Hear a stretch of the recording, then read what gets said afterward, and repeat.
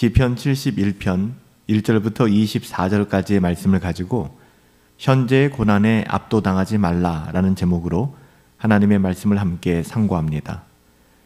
다윗의 시편 71편은 고난 가운데에서 믿음의 싸움을 하며 승리하는 성도들의 고백이죠. 이는 인생을 살아가면서 여러 가지 심한 고난을 겪고 살아가는 우리네 삶의 기도이기도 합니다. 그렇지 않은 사람들이 어디에 있겠어요? 다윗은 먼저 하나님께 믿음의 간청을 올려드리고 있습니다. 비록 지금은 수치를 당하고 있지만, 자신이 처하고 있는 상황이 녹록치 않지만 이 수치가 영원하지 않기를, 영원히 수치를 당하지 않기를 하나님께 간절히 구하고 있는 것입니다.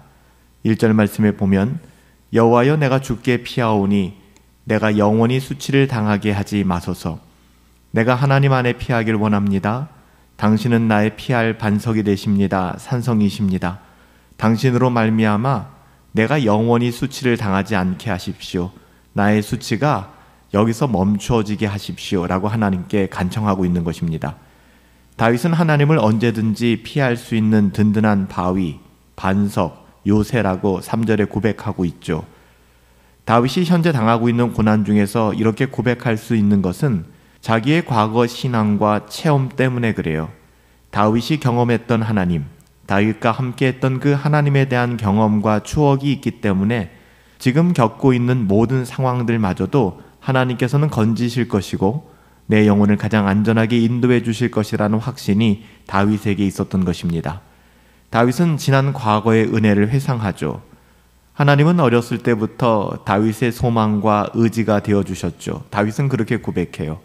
하나님께서 자기 자신을 얼마나 사랑하고 어떻게 붙들어 주셨는지, 이 모든 것이 다윗이 태어나면서부터 시작된 것이 아니라 다윗이 어머니 뱃속에 있을 때 모태에서부터 하나님께서 내 영혼의 소망과 의지가 되어주셨고 나를 붙들어 주셨음을 고백하고 있습니다.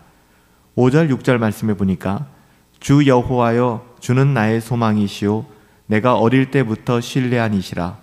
내가 모태에서부터 주를 의지하여 싸우며 나의 어머니의 배로부터 주께서 나를 택하셨사오니 나는 항상 주를 찬송하리이다.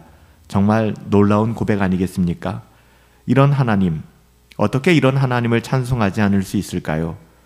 우리는 7절 말씀을 보면 무리에게 이상한 징조가 되었다라는 표현을 보게 되는데요. 하나님께서 고난 중에 있는 다윗에게 피할 견고한 바위와 요새가 되어주신 그 사건을 바라보고 주변의 모든 사람들이 이상한 징조가 되었다, 참 놀랍다 이렇게 고백했다는 것이죠. 하나님의 사람들에게 하나님께서 행하시는 일들을 바라보며 주변의 많은 사람들이 참 이상한 일이다 라고 이야기하는 것, 그 상황을 말하고 있습니다. 이런 간증이 풍성해져서 다윗의 입에는 하나님을 찬송함이 종일토록 그치지 않았다라고 고백해요. 8절 말씀에 보면 주를 찬송함과 주께 영광을 돌림이 영원토록 내 입에 가득하리이다. 다윗은 현재의 고난을 바라보며 자신의 노년을 위하여 간구하기도 합니다. 이것이 얼마나 지혜로운 기도인지 모르겠어요. 지금 당장 내가 환난에서 벗어나는 것만이 문제가 아니라 결국 장래 노년의 나의 삶, 나의 인생, 그것을 돌아볼 때에 하나님의 은혜를 누리기를 구하는 것이죠. 정말 지혜 있고 복된 간구입니다. 성도들이 마땅히 구해야 될 기도이죠. 노년에 힘이 없어질 때 자기의 힘이 되신 하나님께서 자기를 떠나지 마실 것과, 그래서 자기의 노년이 하나님의 힘과 능력을 모든 사람에게 증거할 수 있는 그런 시기가 되어달라고 하나님께 간구하고 있어요. 노년이 되어서까지 나의 어떠함을 바라보고 사람들이 하나님께 영광을 돌려드릴 수 있는 그런 삶을 살아가길 원합니다 라는 고백이죠.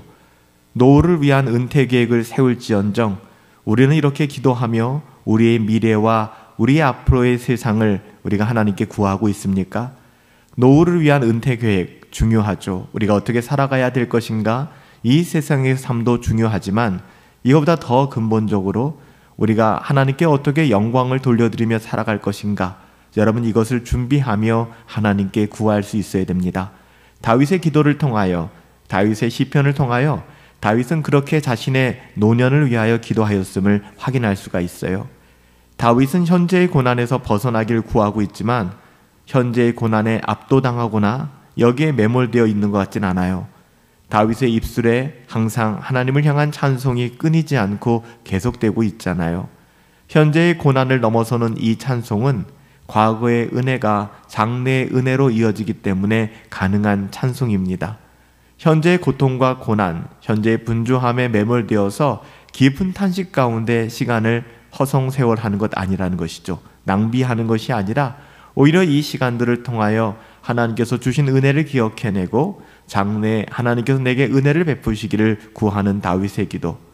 다윗은 장래의 소망을 품고 더욱 하나님을 찬송하겠다라고 고백합니다. 14절 말씀이죠. 나는 항상 소망을 품고 주를 더욱 찬송하리이다. 15절 말씀에 보면 내가 측량할 수 없는 주의 공의와 구원을 내 입으로 종일 전하리이다. 하나님께서 주신 그 은혜로 말미암아 항상 소망을 품고 더욱 주님을 찬송하겠다고, 하나님께서 내게 베푸신 공의와 구원이 얼마나 크면 내가 측량할 수 없으니 종일토록 이것을 전하겠다라고 다윗은 고백하고 있습니다. 현재의 고난과 어려움에 매몰당하지 않고 하나님께서 주신 은혜를 기억해내며 장래의 소망을 바라보고 하나님을 찬양하는 거예요. 다윗은 아무리 하나님을 찬송한다 해도 충분하지 않다라고 고백합니다. 다윗은 하나님 외에 다른 것을 말하고 싶어 하지 않아요. 16절 말씀에 보면 내가 주 여호와의 능하신 행적을 가지고 오겠사오며 주의 공의만 전하겠나이다. 비록 하나님은 우리로 여러 가지 심한 고난을 보게 하셨지만 우리를 다시 살리실 것이고 창대하게 하시고 위로하여 주실 것을 바라며 기도하고 있는 것입니다. 그리고 다윗은 그 어떤 환경과 상황 속에서도 오직 하나님만을 계속해서 찬송하겠다고 고백하면서 이 시편, 이 기도를 마치고 있어요. 다윗으로 하여금 고난 중에서도 그 입에 하나님을 찬송함이 그치지 않게 만든 것은 무엇일까요? 어떻게 우리도 고난 중에 매몰당하여 허우적거리는 것이 아니라 그 가운데서도 하나님의 영광을 바라보며 하나님을 찬송할 수 있을까요? 어떻게 이것이 가능할까요? 여러분, 신앙의 비밀이 여기에 있습니다. 다윗은 자신이 과거에 받은 은혜를 허비하지 않았어요. 지혜로운 성도는 과거의 은혜를 과거의 일로 돌려버리지 않습니다. 거기서 교훈을 얻고 하나님께 대한 신뢰를 다시 회복하는 것이죠. 그리고 미래를 소망 중에 바라면서 또한 찬양하는 것입니다. 장래의 은혜에 대한 신뢰이죠. 성도의 시야에는 영원에서 영원에 흐르는 하나님의 시야가 있는 것입니다. 우리는 그런 안목으로 이 세상을 살아가야 하고요. 우리 가운데 주어진 고통과 고난의 문제, 내가 이해할 수 없는 상황과 환경도 그렇게 해석할 수 있어야 됩니다. 이런 시야를 가지고 살아갈 때 결코 현재의 고난이나 현재 우리가 당하고 있는 그 어떤 일들이 우리를 압도하거나 짓누를 수 없게 될 거예요. 살아계신 아버지 하나님, 인생 중에 겪는 여러 심한 고난 속에서 저희의 마음과 입술의 찬송이 그치지 않기를 원합니다. 도리어 고난 중에 하나님께서 저희의 견고한 피난처가 되어주심을 사람들로 보게 하옵시고 고난조차 하나님을 영화롭게 하는 도구가 되게 하여 주시옵소서. 주여, 저희에게 영혼을 향한 안목을 열어주사 현재의 고난에 압도당하지 않게 하여 주시고 여기에 매몰되어 살아가지 않게 하여 주시옵시고 노년에도 하나님의 힘과 능력만을 증거하는 은혜를 누리게 하옵소서. 존귀하신 예수님의 이름으로 기도하옵나이다. 아멘. 여러분, 우리의 삶의 여정이 어떠하든 간에 우리가 때때로 만나게 되는 고난의 문제, 버겁고 힘겹고 녹록치 않은 문제들이 우리의 영혼을 삼키려고 합니다. 현재의 고난에 압도당하지 마세요. 과거의 하나님의 은혜를 소환하여 기억하시고 장래에 우리에게 주실 소망함을 바라보며 믿음으로 살아갈 수 있게 되길 소원합니다. 현재의 고난에 압도당하지 마세요. 하나님의 은혜가 이보다 더 클 것입니다.